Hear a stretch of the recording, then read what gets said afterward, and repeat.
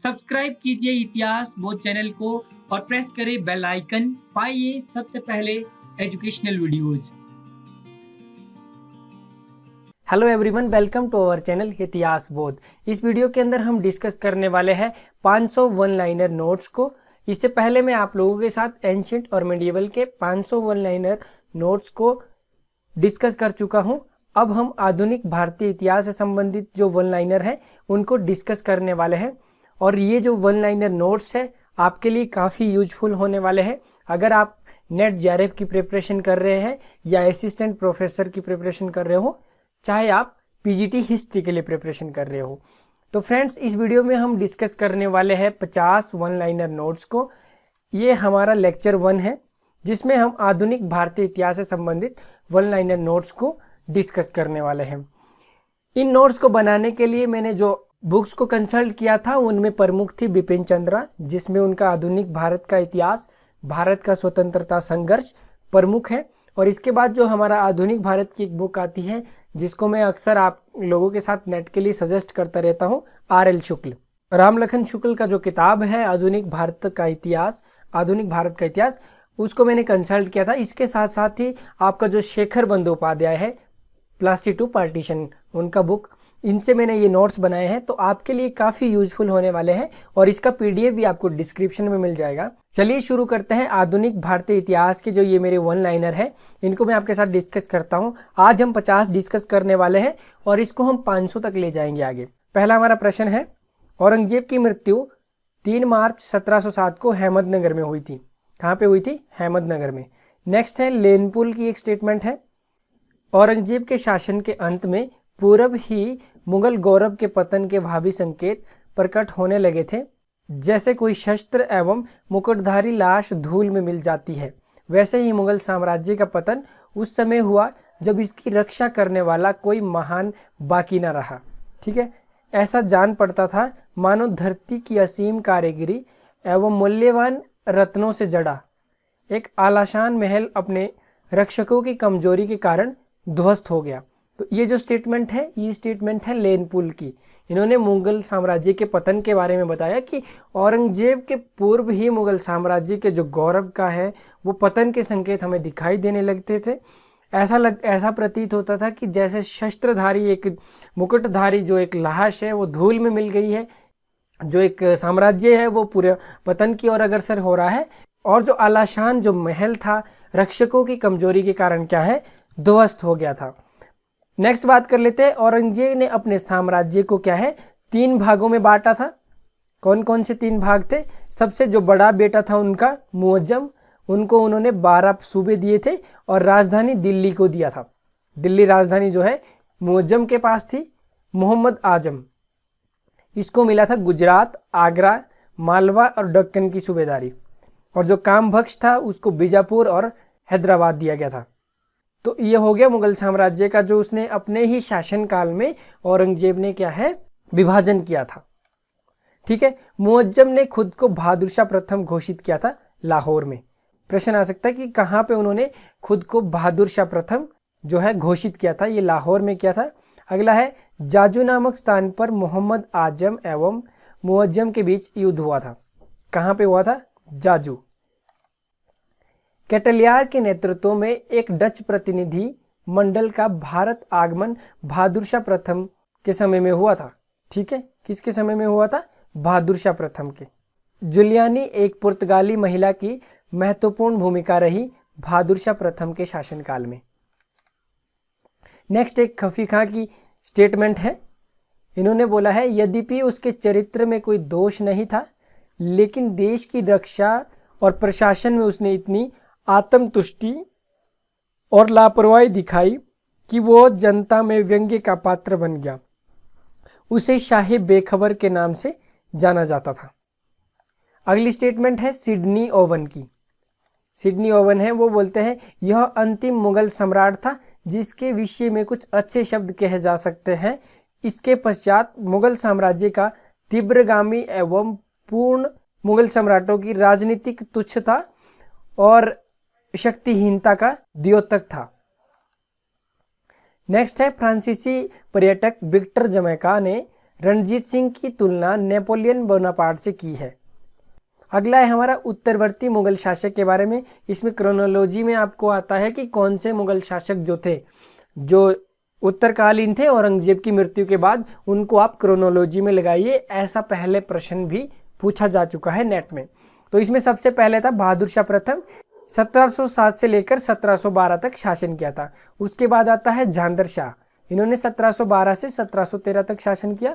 और फिर आएगा फारुखसियार, जिन्होंने 1713 से 1719 तक शासन किया।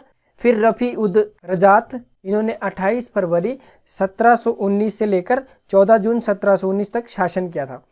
रफ़ी उद दौला उसके बाद आते हैं, इन्होंने क्या है 6 जून से 17 सितंबर 1719 तक शासन किया था। फिर आते हैं मोहम्मद शाह रंगीला, जिनको रोशन अख्तर भी कहा जाता है, 1719 से लेकर 1748 तक। फिर अहमद शाह आएगा 1748 से 54 तक, आलमगीर द्वितीय 54 से 59, और आपका शाह आलम द्वितीय 1759 से 1806 तक। फिर अकबर द्वितीय आता है 1806 से 1837, और फिर लास्ट में आपका अंतिम मुगल बादशाह था जो जफर था, जिसको बहादुर शाह द्वितीय बोला जाता है, 1837 से 1857 तक।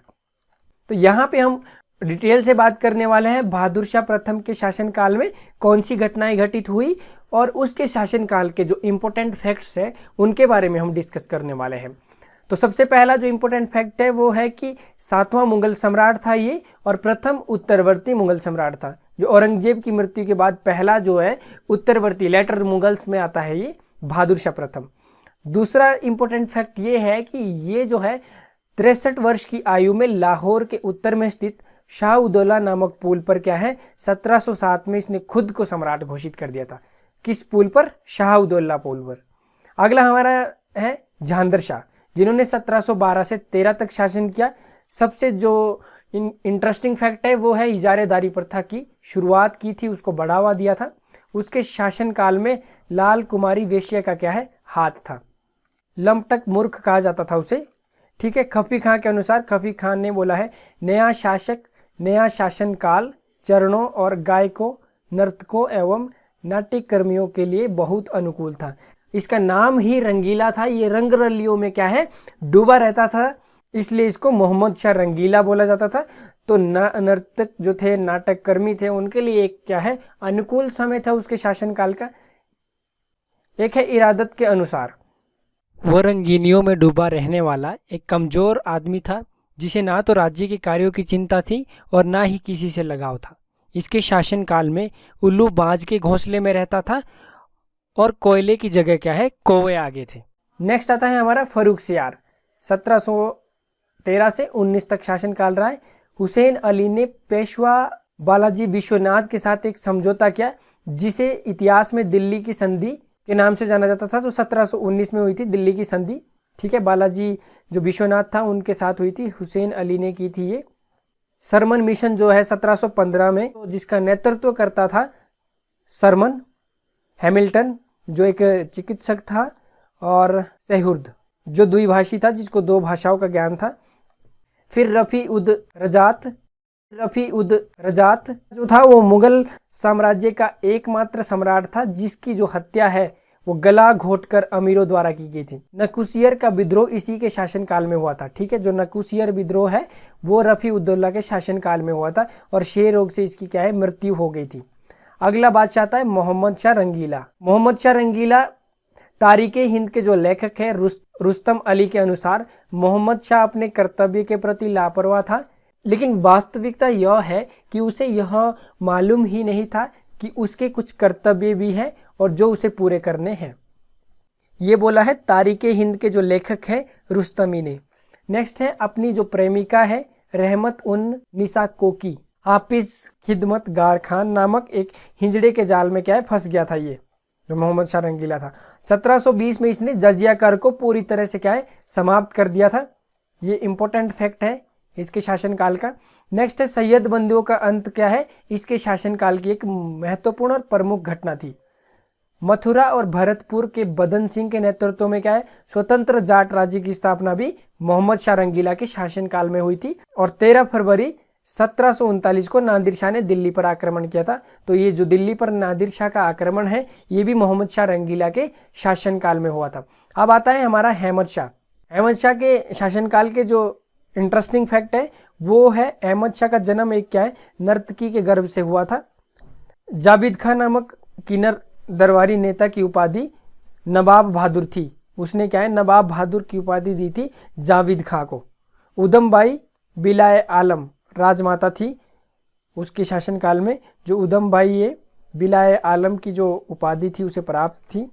अगला है आलमगीर द्वितीय 1754 से 1759 में।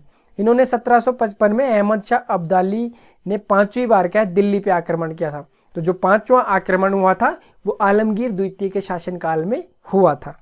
1757 में प्लासी का युद्ध एवं अलीनगर की संधि जो सिराजुद्दौला एवं क्लाइव के मध्य बंगाल में गंगा नदी के तट पर नादिया जिले के जो प्लासी नामक स्थान पर हुई थी। तो ये किसके टाइम में हुई थी? आलमगीर द्वितीय के टाइम। अब आता है शाह आलम द्वितीय जिसको अली गौर भी बोला जाता है, इसका अली गौर नाम था। 1761 में अहमद शाह अब्दाली ने भारत में 5वीं बार आक्रमण किया था। 1764 में जो बक्सर का जो युद्ध होता है जिसमें मीर कासिम शाह आलम द्वितीय और शुजाउद्दौला के मध्य होता है। नेक्स्ट है गुलाम कादिर खान ने शाह आलम की आंख निकालकर उसे कैद कर लिया था। जो गुलाम कादिर खान था इन्होंने शाह आलम की क्या है आंख निकाल ली थी और उसे कैद कर लिया था। मराठों ने शाह आलम द्वितीय को पुनः गद्दी पर बिठाया था और उसे अंधे शासक के रूप में शासन करना पड़ा था। ठीक है, वो अंधे शासक के रूप में शासन करता था। अब आता है हमारा अकबर द्वितीय। अकबर द्वितीय जो था वो 1806 से लेकर 1837 तक शासन करेगा और अंग्रेजों के संरक्षण में बनने वाला प्रथम मुगल सम्राट था। It's very important. Raja Ram Mohan Roy को राजा की उपाधि दी थी इन्होंने, जो ये अकबर द्वितीय थे। नेक्स्ट है बहादुर शाह द्वितीय। यह है हमारा अंतिम मुगल बादशाह। ठीक है, बहादुर शाह द्वितीय की जो शायरी है अत्यधिक रुचि होने के कारण उसे जफर कहा जाता है। जफर नाम से ये क्या है शायरी करता था। ऐसा मुगल सम्राट था जिसकी अपनी जन्मभूमि में मृत्यु के समय क्या है 2 गज जमीन भी नसीब नहीं हुई क्योंकि इसको रंगून में दफनाया गया है। अगला आता है मुगल दरबार में 4 गुट। जो हमारे मुगल दरबार था उसमें 4 गुट थे जिसमें आपके ईरानी, तुरानी, हिंदुस्तानी गुट और अफगानी गुट। तुरानी गुट में कौन से थे? तुरानी गुट में आते थे सुन्नी मुसलमान। ठीक है, जिसमें निजाम उल मुल्क जिसकी उपाधि जो थी चिनकिलिच खां, अमीन खां, अमीर खां, ईसांग खां। ठीक है, ये थे आपके तुरानी गुट में। ईरानी गुट में शिया मुसलमान आते थे जिसमें बुरहान उल मुल्क, जुल्फिकार खां ये प्रमुख थे। अब आता है हिंदुस्तान गुट जिसमें हुसैन अली खां, अब्दुल्ला खां, सैयद बंधु जिनको सैयद बंधु के नाम से जो जाने जाते ये हिंदुस्तानी गुट में आते थे। अफगानी गुट जो था वो था अली मोहम्मद खां और मोहम्मद खां बंगश। क्षेत्रीय राज्य का उदय। तो जो क्षेत्रीय राज्य से संबंधित जो इंटरेस्टिंग जो फैक्ट मुझे लगे जो नेट के लिए इंपॉर्टेंट है वो मैंने यहाँ पे क्या है कलेक्ट किए हैं। तो बंगाल सबसे पहले क्षेत्रीय राज्य में आता है। तो बंगाल के जो संस्थापक थे वो थे मुर्शीद कुली खां जिनका जो शासनकाल था वो था 1701 से लेकर 1727। मुर्शीद कुली खां को ही बंगाल के स्वतंत्र सूबे का जो है संस्थापक माना जाता है। और सीताराम, उदय नारायण, गुलाब मोहम्मद के नेतृत्व में उसके काल में प्रथम विद्रोह हुआ था। जो विद्रोह हुआ था मुर्शीद कुली खां में वो किसने किया था? सीताराम ने किया था, उदय नारायण और मोहम्मद शाह के। अगला विद्रोह जो था शुजात खां का विद्रोह था, नजात खां का विद्रोह था। विद्रोह हुए थे उसके शासनकाल में। हम यहाँ तक कंप्लीट कर लेते हैं। फिर उसके बाद आता है शुजाउद्दीन और फिर रायरान आलमचंद जो था जिसकी जो उपाधि थी रायन थी। वित्त विशेषज्ञ था। जगत सेठ जो फतेह चंद था साहूकार था एक वहाँ का।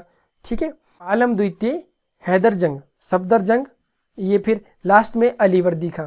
अलीवर्दी खां की एक स्टेटमेंट है जो अक्सर नेट में पूछी जाती है, ब्रिटिश के संबंध में है कि ये ब्रिटिश मधुमक्खियों की तरह है, इन्हें ना छेड़ोगे तो शहद देगी और छेड़ोगे तो काट देगी। तो ये स्टेटमेंट है। नेक्स्ट कल से हम बात करेंगे 55 से लेकर हमारा इसके बाद सिराजुद्दौला के बारे में। काफ़ी इंटरेस्टिंग फैक्ट है। तो फ्रेंड्स इस वीडियो में इतना ही। अगर आपको हमारा वीडियो अच्छा लगा हो तो प्लीज़ वीडियो को लाइक कीजिए, हमारे चैनल को सब्सक्राइब कीजिए और अपने दोस्तों के साथ भी शेयर कीजिए।